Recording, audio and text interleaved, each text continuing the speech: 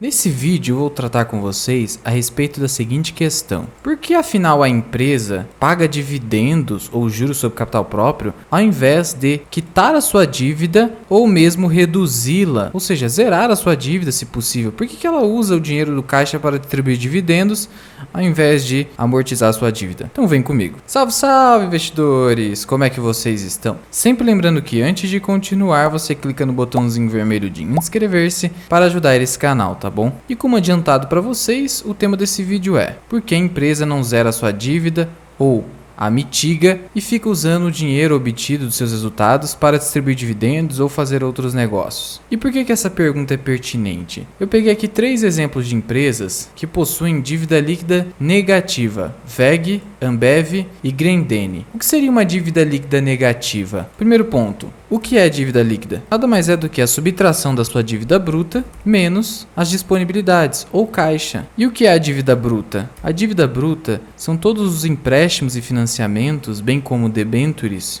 de curto e longo prazo. Então eu vou generalizar aqui como dívidas de curto e longo prazo. É a totalidade disso. O caixa são as disponibilidades financeiras da empresa, que estão ali com alta liquidez. Então suponhamos aí que uma empresa tenha 20 milhões de reais de dívida bruta e que ela tenha um caixa de 10 milhões de reais. Então o que eu vou fazer? Eu vou diminuir 10 milhões de reais. Logo, a dívida líquida dessa empresa é de 10 milhões de reais. Agora, se fosse o inverso, caso o caixa da companhia fosse de 20 milhões e a sua dívida fosse de 10 milhões, teríamos o inverso, teríamos o quê? Uma dívida líquida de menos 10 milhões. Isso significa um endividamento líquido negativo, o que a princípio é algo muito bom, significa que a saúde financeira da empresa está impecável. E aqui então estão os exemplos do nosso vídeo. Vamos pegar aqui a dívida líquida de WEG. E aqui dentro do Investidor 10, o que você tem? Uma dívida líquida de 762 milhões de reais. Aqui você vai verificar que o endividamento está positivo. Contudo, se você pegar em algum outro site, você vai verificar que o endividamento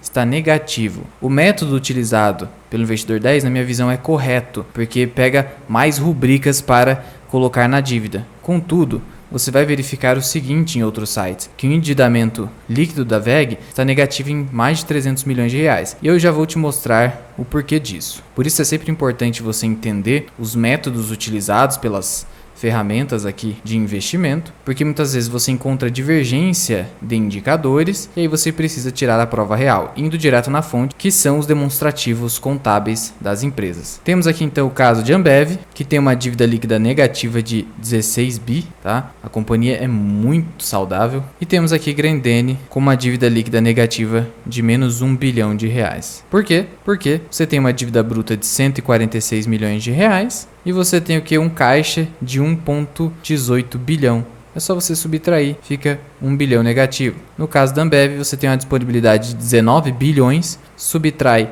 com a dívida bruta de 3 bilhões, sobra 16 bilhões. E aqui no caso da WEG, deixa eu te mostrar um detalhe. Esse aqui é o último balanço patrimonial do terceiro trimestre de 2022 de WEG. O que nós temos aqui de disponibilidades? 4,1 bilhão de reais. Então eu vou aqui copiar, jogar na nossa calculadora aqui e subtrair as dívidas da empresa, que você vai pegar aqui no quê? No passivo circulante, que é a dívida de curto prazo, e o passivo não circulante, dívida de longo prazo. Passivo circulante prevê endividamentos que devem ser liquidados no prazo de até 1 ano. Passivo não circulante são as dívidas de longo prazo que precisam ser pagas no prazo superior a 1 ano. Então a gente soma aqui, ó, empréstimos e financiamentos. Eu pego aqui, subtraio e agora eu vou subtrair aqui no passivo não circulante, empréstimos e financiamentos. Sobra então 307 milhões de reais a título de caixa.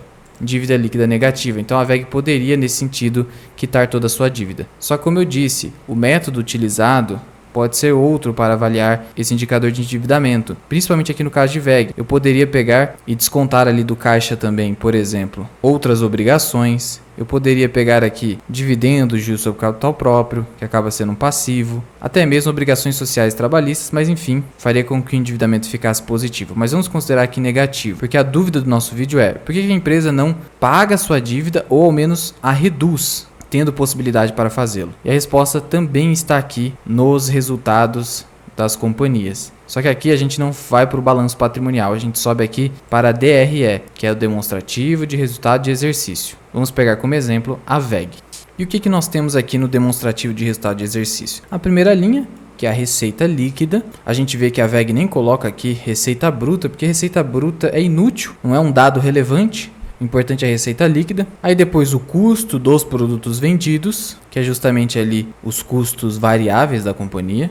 O que ela gastou para vender cada unidade do seu produto ou serviço. Depois então temos aqui o lucro bruto, que é descontado esses custos dos produtos vendidos. A gente chega aqui em despesas de vendas, despesas administrativas, tem também despesas gerais, etc. E a gente chega aqui no resultado financeiro. O que nós temos? Receitas financeiras, aquilo que a VEG ganhou com operações cambiais, com os resultados das suas aplicações financeiras. E aqui, as despesas financeiras, o que a VEG perdeu, principalmente o que ela pagou de juros. E aqui foi o quê? Quase 800 milhões de reais. É isso aqui que ela gastou com a sua dívida nesse trimestre, terceiro trimestre de 2022. E aí, como se trata de uma despesa, o pagamento dos juros da dívida, quando a gente chega aqui nessa linha lucro antes dos impostos, que foi de 3,7 bi, esta aqui é a base de cálculo de incidência do quê? Do imposto de renda e da contribuição social sobre o lucro líquido. Só que se eu não tivesse a despesa financeira, essa base de cálculo de 3,7 bilhões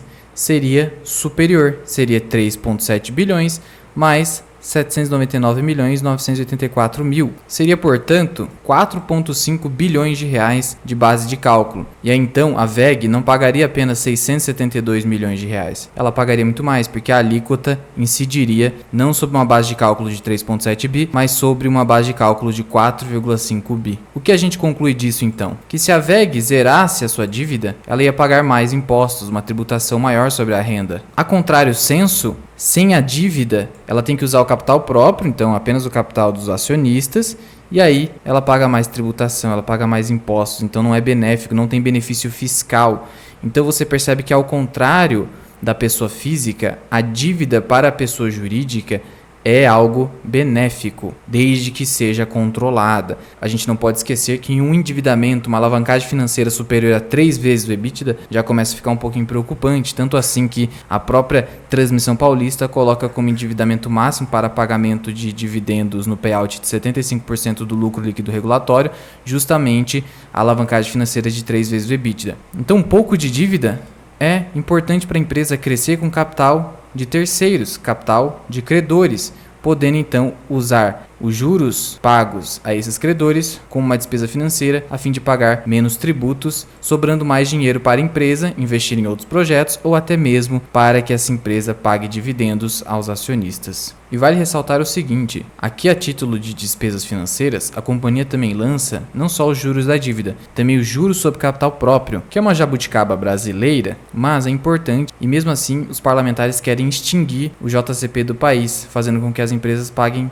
mais tributação. Porque quando a empresa lança aqui o JCP como despesa financeira, ela também paga menos tributo aqui. Então o JCP acaba sendo mais vantajoso do que o dividendo, mesmo o dividendo sendo isento de imposto de renda. Eu já fiz um vídeo que eu vou deixar aqui no card, comparando essa relação e mostrando como o JCP é mais vantajoso para a empresa, obviamente, e também até para o acionista de longo prazo. Então você percebe que despesa financeira é algo muito relevante para a companhia. É uma rubrica que não pode ser ignorada e se a empresa simplesmente parar de ter alguma dívida, ela vai pagar mais imposto. E se você quiser aprender ainda mais sobre investimentos, considere se tornar membro do canal associado Mirai. Você vai ter acesso a aulas exclusivas. Você percebe aqui que a penúltima aula foi sobre margem líquida e margem financeira líquida. Eu gravei uma aula recentemente sobre o indicador de alavancagem financeira dívida líquida sobre EBITDA. Temos aqui como investir no exterior, temos aqui como fazer a gestão de risco da sua carteira e diversos outros vídeos exclusivos. Vale ressaltar que você pode cancelar a qualquer momento. Além do que,